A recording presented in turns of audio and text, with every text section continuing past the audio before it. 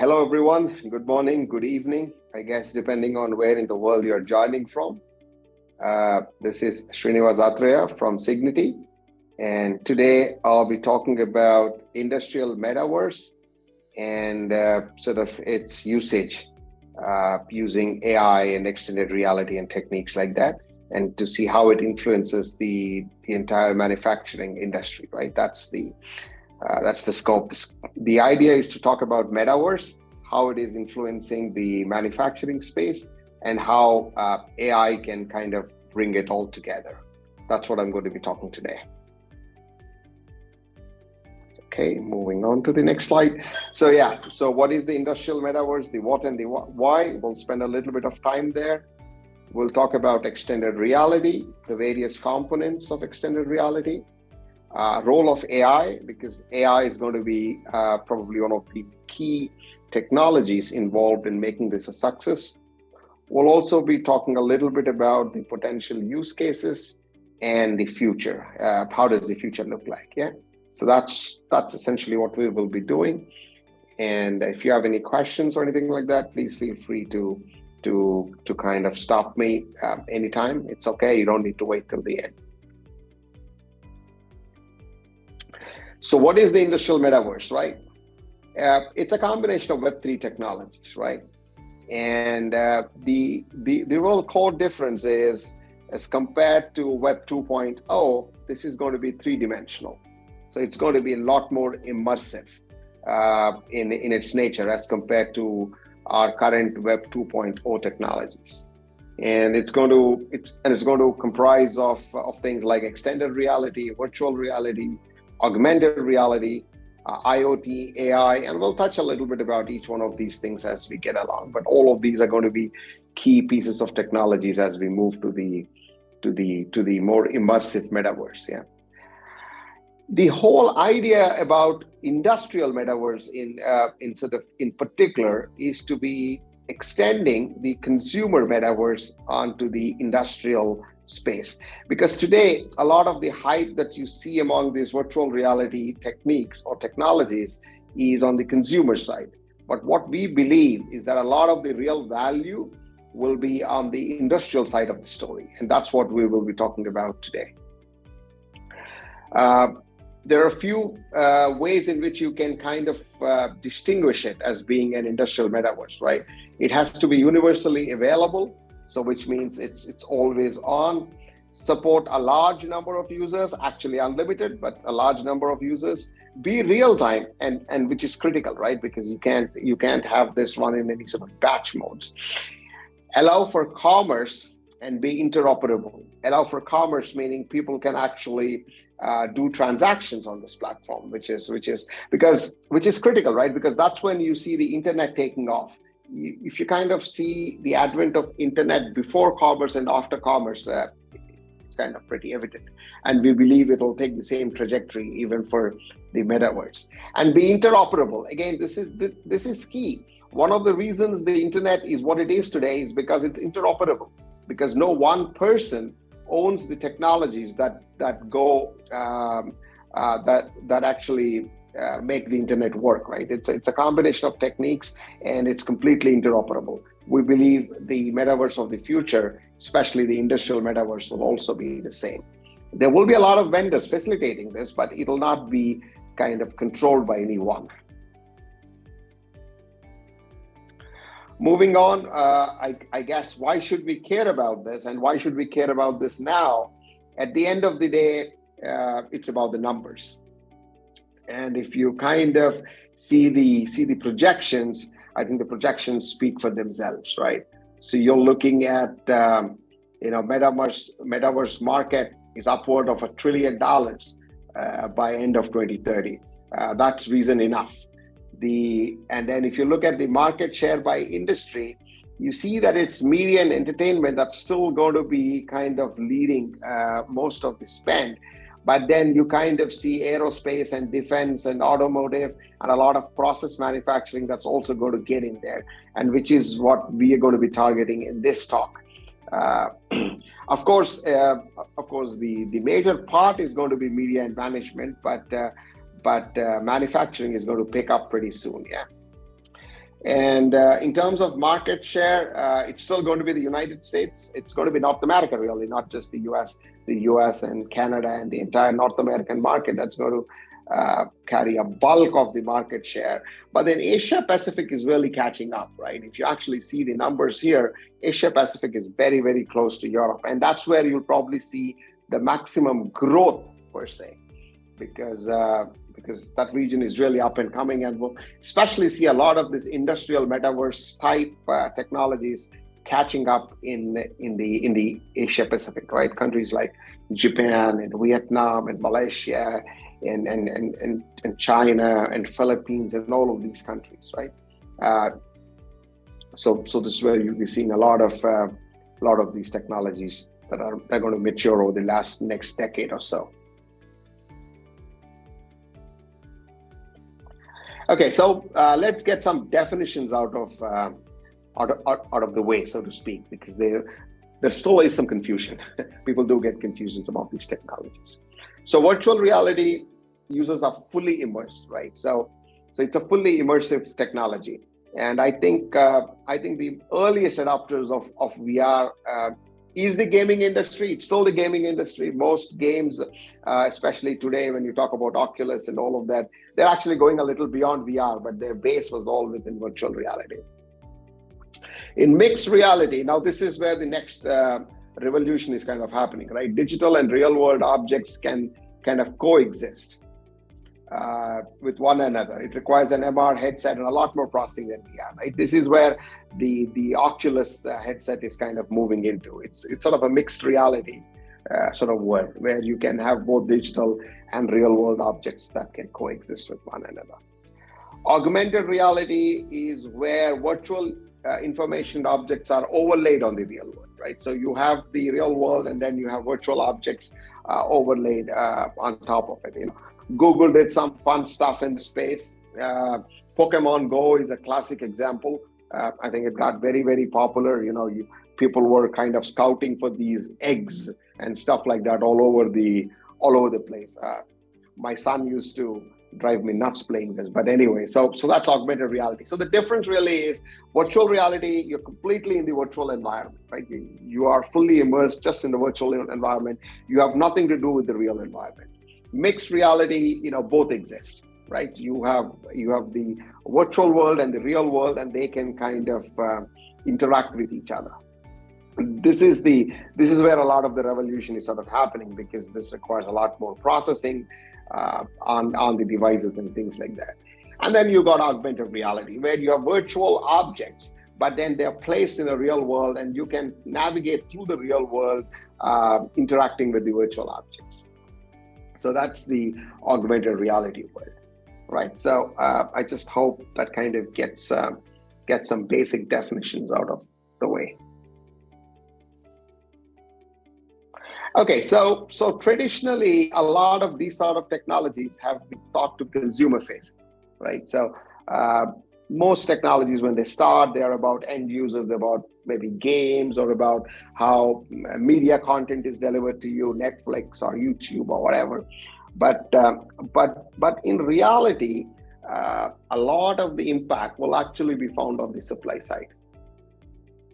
And even though, like I said, traditionally manufacturing companies have been a little slow at adopting new tech as compared to, let's say, a BFSI or a media or retail, but this is kind of slightly different. That's because some of the core technologies of AI, such as extended reality and AI, have been in use in industrial environments for at least a decade, or a decade is probably less. It's probably even more, honestly. GE's Predix was one of the biggest initiatives in this space, and they have been talking about this for a long time now. Digital twins, for example, are probably one of the earliest manifestations of this metaverse, so to speak, right? Because manufacturing companies have always been, or have been trying to do this for a long time now. The tech is getting there now. You have really good digital twins now.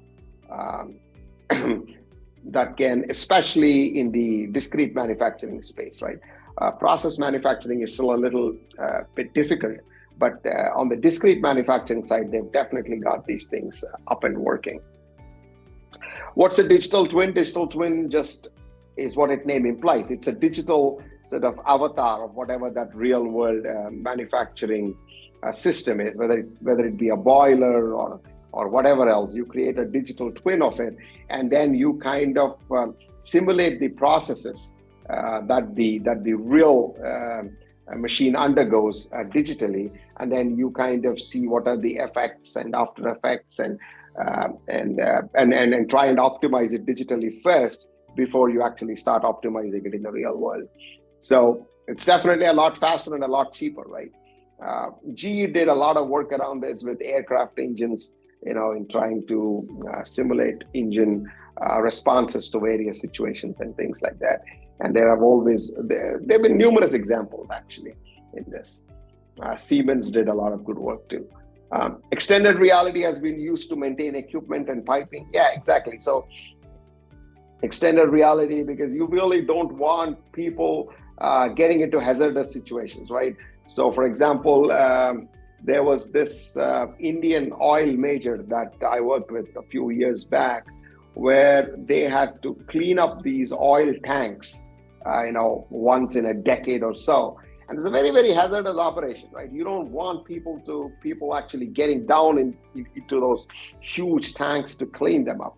So something like extended reality can kind of really help. So you could kind of figure out the defects or try and understand where there's a problem without actually sending a human in.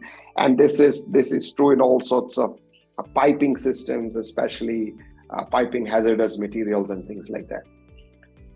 So this has been in use in parts, though. Essentially what we are saying is all of this will come together now. This has been done over the last 10, 12, 15 years in silos and in parts.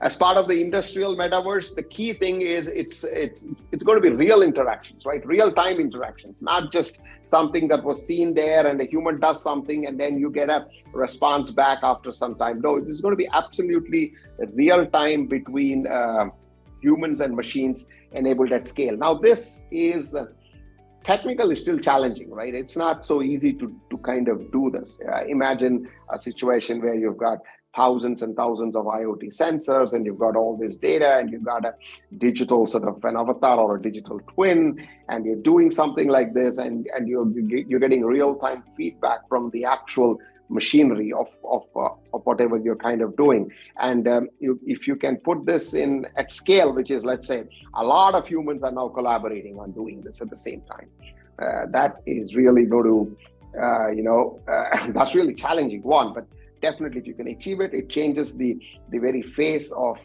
manufacturing, right? Especially discrete manufacturing. Okay. So in all of this, AI gets to play a very, very important part, right? AI is probably one of those technologies which is still probably lagging a bit on its promise. In this space, if AI can deliver what it kind of is poised to, then a lot of this will become real. So two things, right?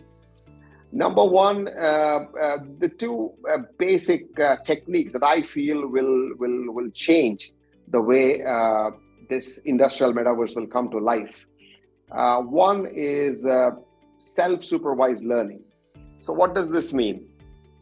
This means you develop machine learning algorithms that can actually learn on its own from the data, rather than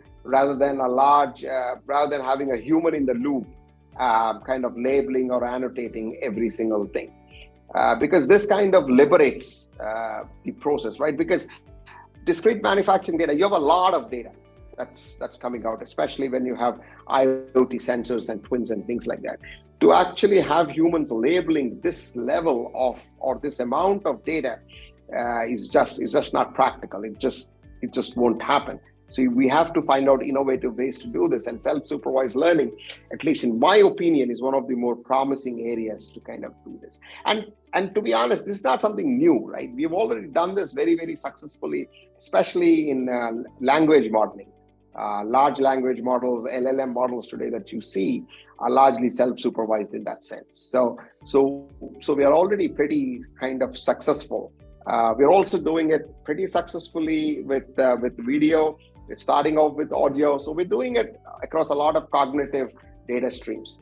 And I think applying this to the discrete manufacturing systems will be a game changer, right? So that's one thing. The other thing we can talk about a little bit is what I call the physics-informed neural nets. So especially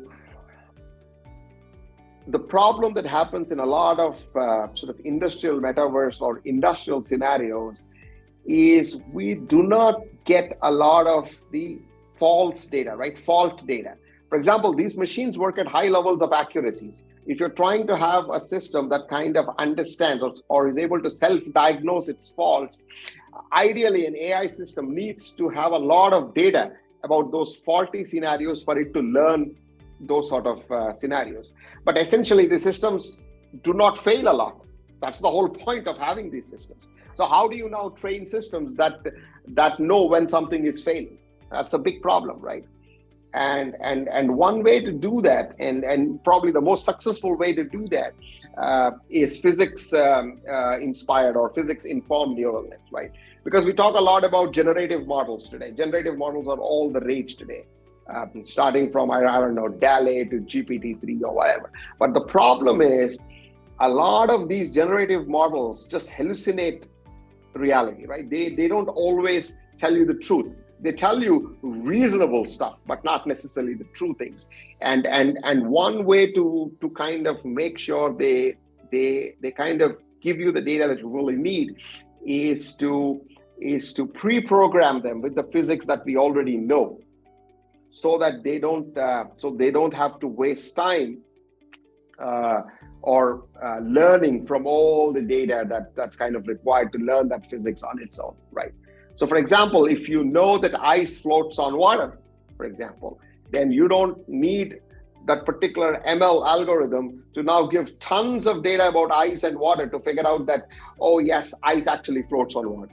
You can actually pre-program it as something that we know of our world when you're trying to predict whether this thing will float or sink.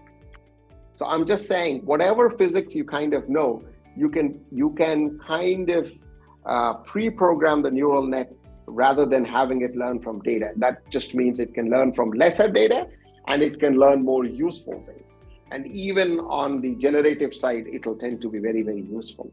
And I think this is an area which requires a lot more work. It's kind of starting off right now. A lot of researchers are kind of working on this, but especially on the manufacturing side, I think this will become absolutely critical, because otherwise we will not be able to kind of build those complex man-machine interactions on just learning purely from data. That's, at least according to me, not very feasible way to go forward. Yeah. All right. Hopefully that made some sense. Okay. Some use cases that I'm kind of hearing about, seeing in the industry is product design and engineering. Now that's something that's pretty obvious. It's been one of the first things that people have done. So naturally, any extended reality type situations will really help you there, because you can actually design your product virtually and then go and build it rather than iterating physically, which takes a lot more time and cost. BMW is a company that's been doing a good job of it. Hands-on training, again, this is one of the earlier sort of use cases, right? So instead of actually going and looking at real things, and you can actually get a lot of hands-on training just on extended reality platforms. So this has been, especially in things like aircraft maintenance, you can think about it, right? It's so much better if a lot of the training can be completed virtually, and if just the final hours can be done on the real aircraft, for example. Surgery planning and support. Yeah, this is something that is catching up, especially with 5G now. I think this is going to get more. There's the stunning VR guided surgery to support to separate conjoined Brazilian twins.